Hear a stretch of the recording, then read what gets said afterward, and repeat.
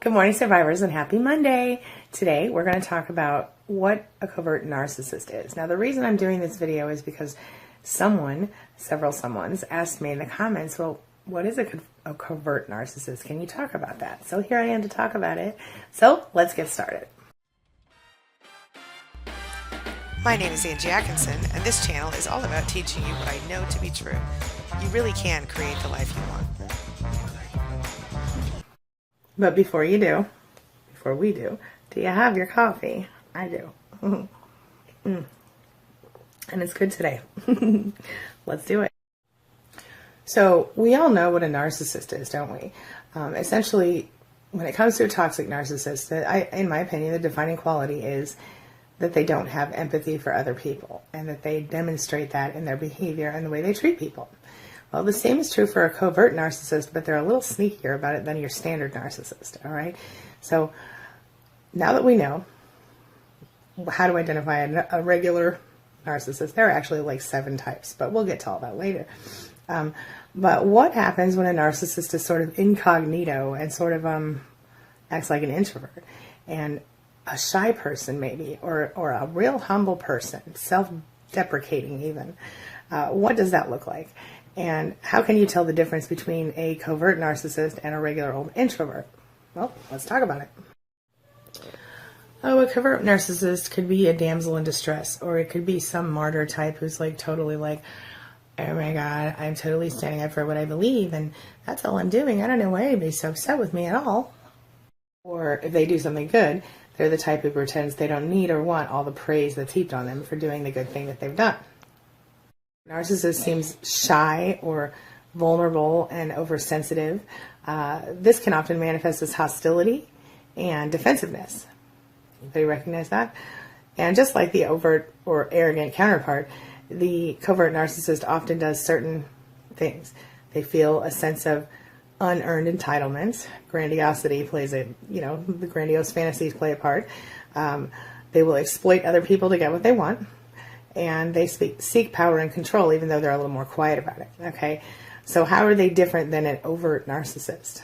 Well, unlike the overt narcissist, the covert narcissist will not necessarily display narcissistic behavior that is immediately recognizable, and so that's why they're the sneakier type of narcissist. They're harder to see.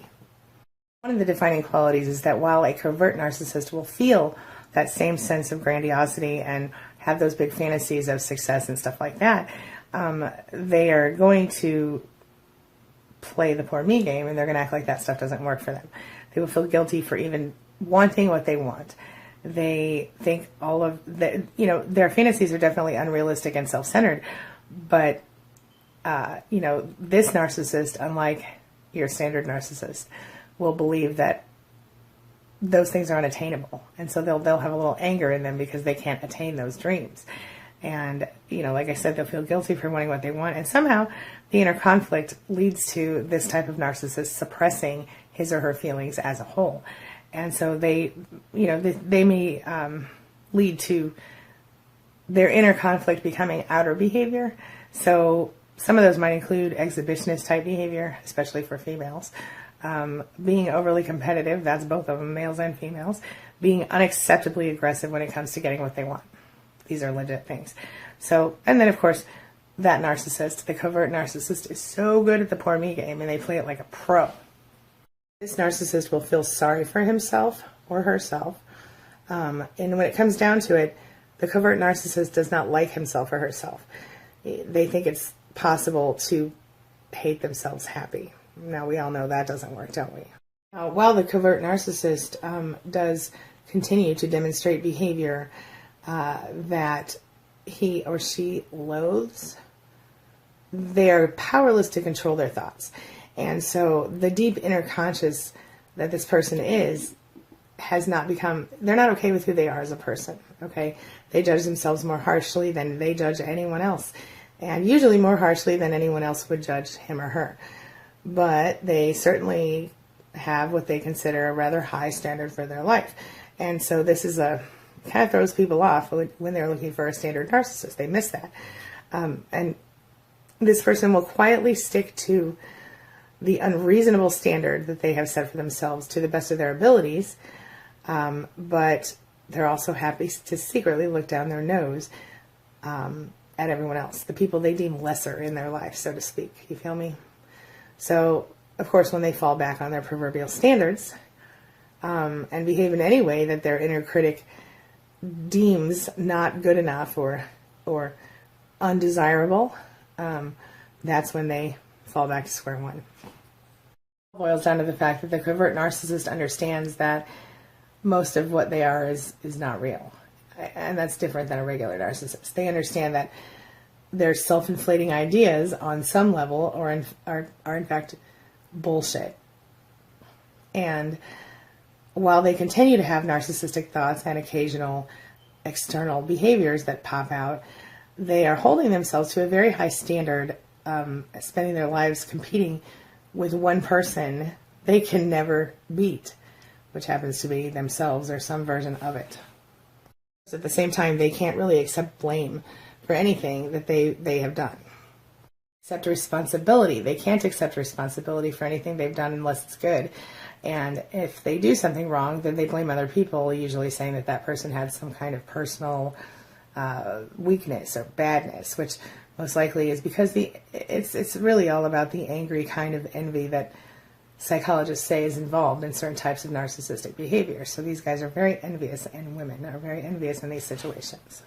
The covert narcissist is often mistaken for an introvert because they appear to the untrained eye to be like a pushover, So they're considered an introvert. They're considered someone who is shy, and they sell themselves that way. And other people will see them as victims because the narcissist wants them to be a victim.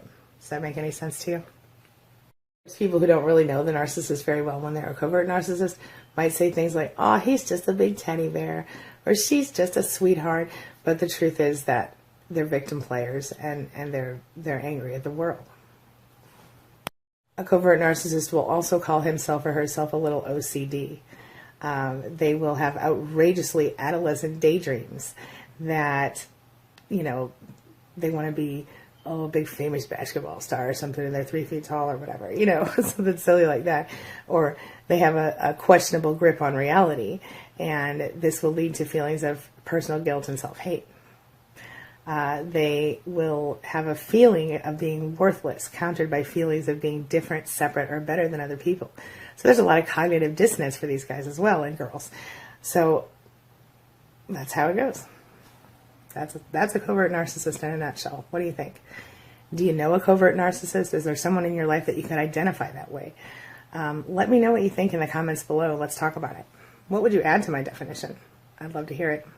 All right, I'm going to wrap up for now. I'll see you guys later today for another video. A couple of questions for you. Number one, are you enjoying the new Psych Hack series, which is, 1 to 3 minute videos with quick little tips about how to use psychology to your advantage in life? If you are, let me know in the comments, and I'll continue those. If you're not, let me know that too. I don't want to waste my time or yours.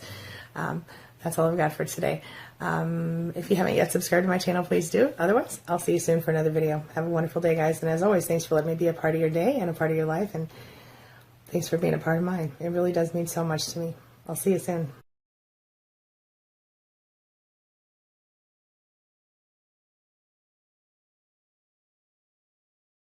It's my mission to teach others what I know to be true. You really can create the life you want.